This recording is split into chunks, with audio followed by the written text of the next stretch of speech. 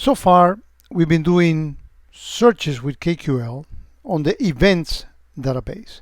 For example, if I just want to take one single event to show the columns that we have.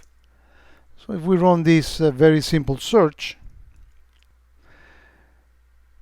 and we look at the results, we see that there are 12, right? And these are the ones that are used the most, including the payload, which you can actually go and search the entire content of the actual log. In fact, if we click here on customize column, we can see those 12 there.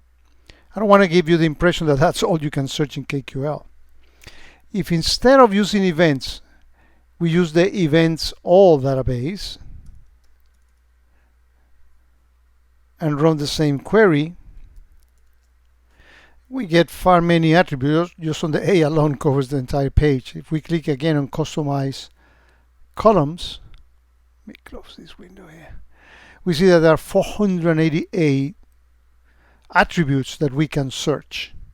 Okay, and we can put all the logic for all the things that we want to do with all those.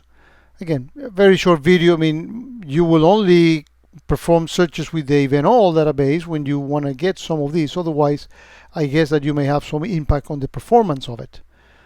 If you're not going to be, if you don't want the search to go through all these attributes. So just want to make sure that you will be using most of the time the events, that you know that there's the event all database as well.